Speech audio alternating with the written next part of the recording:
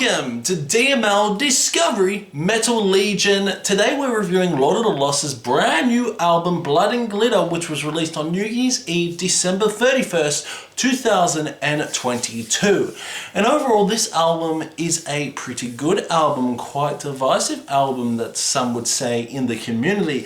And I feel it's a lot more punchier than their previous album Judas, which was a fantastic concept album in my opinion, easily one of my favorite 2021 metal albums of the year. So overall, Blood and Glitter by Lord of the Lost really experiment their synth work on this, and they really do incorporate some glam rock elements mixed with industrial moments and dark gothic moments as well. And there are a lot more harsher vocals on this album than Judas, really running back to the old Lord of the Lost, such as the Imperium and even Thornstar. And I've got to say, it was an amazing surprise to see Blood and Glitter be released on December 31st. Granted, they did release a single, I think, before the album was released. There was no hype, there was no build-up. And yeah, Chris Harm's vocals on this are absolutely fantastic. So we got guest vocalists on this, Marcus Bischoff in The Future of Past Life. We also got Andy LaPeligua from Reset the Preset, Ali Storch from Save Our Souls. But yeah, Silly DML hasn't researched where these vocalists are from. So let's talk about the overall production. The overall production is very good on this. Do love the tone of the drums, and the guitar tone at times can be quite grindy and heavy.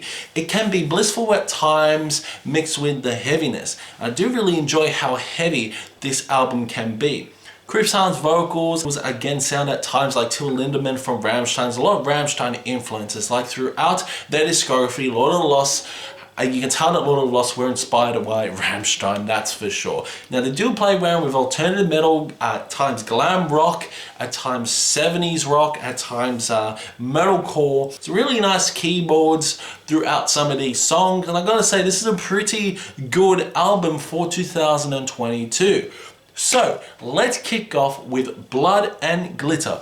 Blood and Glitter. Oh, Blood and Glitter. What a great song to kick off the album. I love how catchy that chorus is. Some really cool synthesizers that are utilized in the chorus. And yeah, Chris Harm does utilize some really harsh, aggressive vocals on this. It's really cool overall. Some great melodies that really will get stuck in your head. And overall, Blood and Glitter to kick off the album is just a fantastic way to kick off the album, and I absolutely adore it. I do love how quick and punchy this song is. It's a really nice guitar riffs on this, and it's a great way to kick off the album. Blood and glitter, sweet and bitter, we're so happy we could die. Blood and glitter, Satan. Leads on to Leave Your Hate in the Comments. Leave Your Hate in the Comments has such a really strong message. Lord of the Lost has received hate due to transition to LGBTQ community, how they do represent apparently the LGBTQ community. And Leave Your Hate in the Comments is great overall. It's a great song. Do love how they incorporate some Slipknot vibes on it, especially the scratchy disc, some new metal elements, some really cool riffs, and the drumming is very punchy. Really enjoy Chris Harm's vocals on that chorus. Leave your hate in the comments. So damn good metal chorus vibes. It's really cool. It really is. There's some harsh, aggressive breakdowns on this, but there's some cool synthesizers throughout the chorus as well. Leave your hate in the comments. Send your hate in the cloud. If it makes it much better, let it all out. Next up is Absolute Attitude. Absolute Attitude is a very punchy song overall, utilizing some strong guitar work, some strong synthesizers, and I do love that chorus. That chorus is so damn good, and especially the cool riff when Chris Harm says absolute ding ding ding ding attitude. Absolute Attitude is a good way for the album to progress. No one can break your own truth. You stand forever.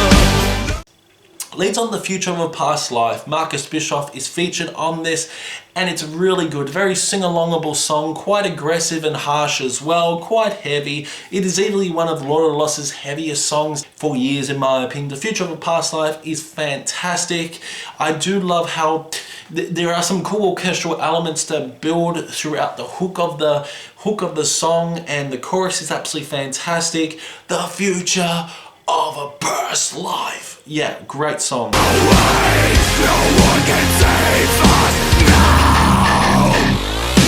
Dying away, and mine today forever. No Respect for Disrespect. It's some cool reggae vibes, you could say. Like, dare I say, it's close to reggae vibes, especially Chris Hahn's vocals, which are just flow easily well with the instrumentals, and overall it's a really good song. This song does get quite heavy as well, but overall it's a filler of a song, you could say, but it's still a very good song. Your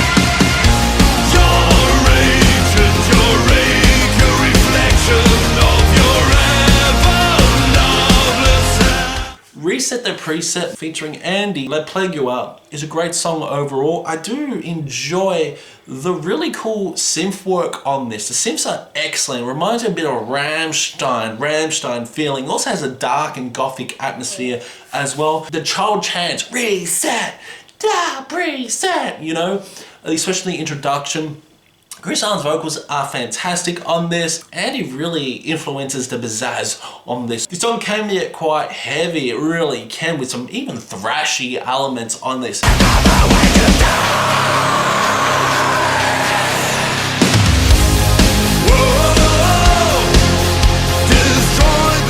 Next up is Destruction Manual. Destruction Manual can be quite heavy, but it can be quite fun as well. And I really do enjoy this song for what it is. Again, I feel like it's sort of a filler of a song, but yeah, Destruction Manual is fun. Let it burn, motherfucker, let it burn.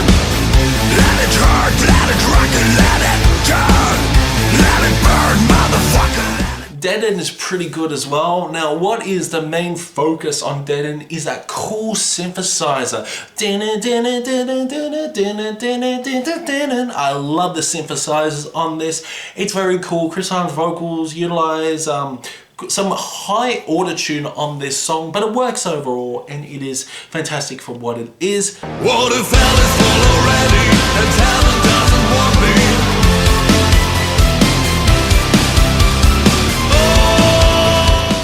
Leaving the Planet Earth is next, and overall it's a very good song, you could say. I do enjoy the drumming on this. This song could easily fit into Judas, to be honest. Leaving the Planet Earth has a strong Judas vibe. Cool drum effects on this, sounds like the old 70s drums. It's so damn good. There's a few progressive elements on this, and old time signatures which I really do enjoy. And Chris Hahn's vocals are very monotonous, but yet tuneful and dynamic. A very good song.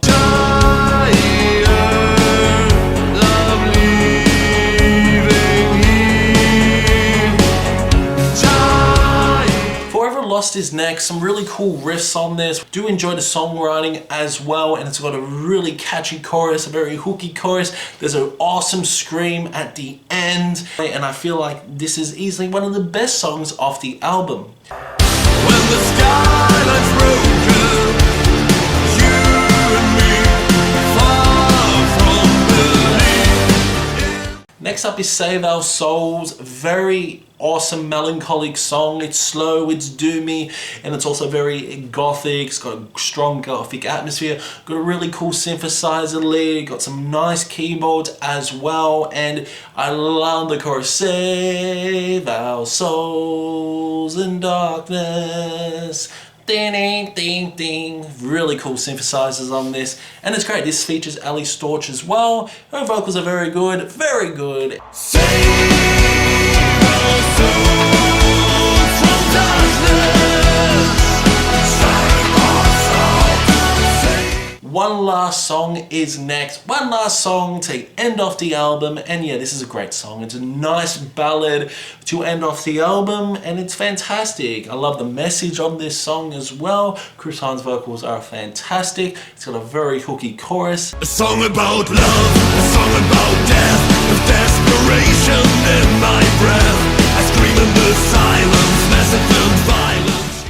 overall, Lord of the Lost, Blood and Glitter is a very good album by Lord of the Lost. It's definitely not one of their best albums. I feel like Fallen Star is slightly better than maybe even Judas, but Lord of the Lost have definitely experimented throughout this album, and it's also got a strong message as well.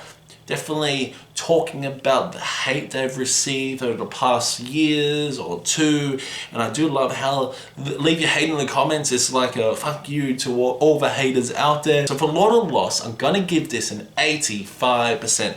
Powerful, also experimental, and has a strong message. So let me know in comments below your favorite Lord of the Lost album. Also let me know what you thought about Lord of the Lost, Blood and Glitter. Do you agree or disagree with my opinion? And I will see you in the next one.